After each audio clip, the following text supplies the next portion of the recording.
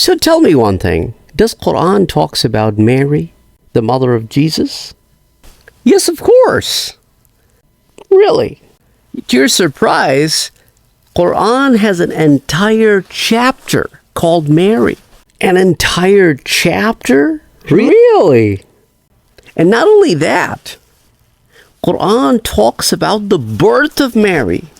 Wow. Quran talks about the dua, the prayers of Mary's mom before Mary was born. Really? Quran talks about the family of Mary.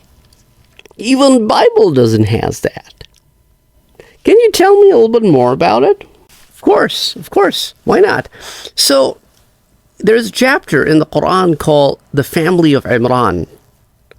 In that chapter, it is the third chapter of the Quran. So we have the opening chapter, the Al-Fatiha, followed by the cow, followed by the family of Imran. So in the family of Imran chapter, Allah talks about that when Mary was about to be born, her mother made this prayer, special prayer to Allah subhanahu wa ta'ala, that when the baby is born, I will dedicate this baby to serve in the temple.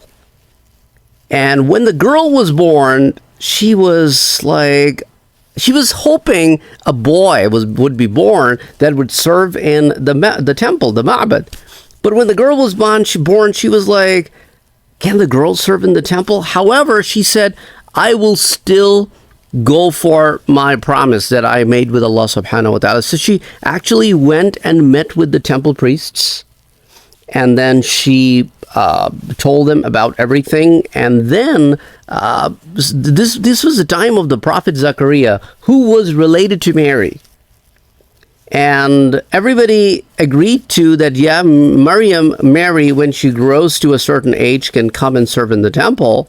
So when she reached that age, now everybody in the temple was like, okay, who will be the guardian of Mary? So they started a little competition. And Quran talks about that back in those days, they will throw their pen in the water, and the pen that will flow against the flow of the water will be the winner, because every pen will flow in the direction of the water.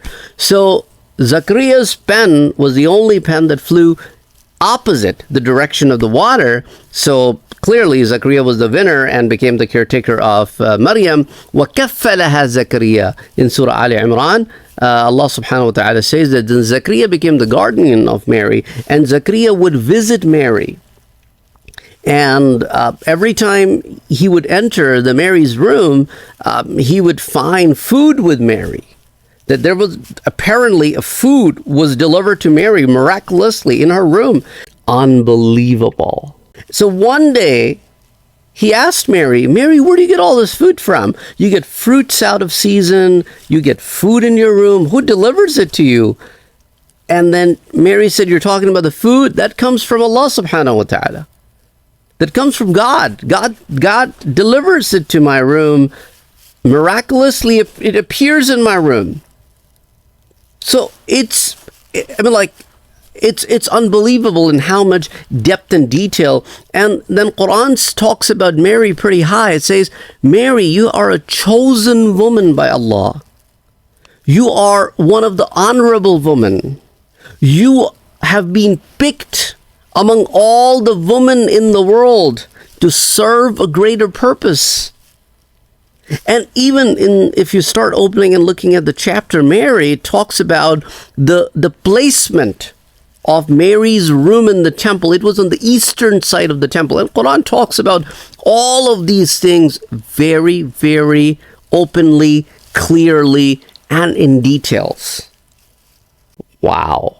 If you want to learn more about the life of Mary as explained in the Quran, let me know, and I will be more than happy to explain to you in a lot more detail. But I think this itself is more than what you originally asked for. Quran regards Mary very high, very honorable woman, a pure woman. وَطَهَّرَكِ. that Allah subhanahu wa ta'ala protected you. I mean, Mary is highly respected in Islam and among the Muslims, and is talked about very honorable in the Quran. The Quran has dedicated an entire chapter on Mary, the mother of Jesus. I really wish more people knew about this.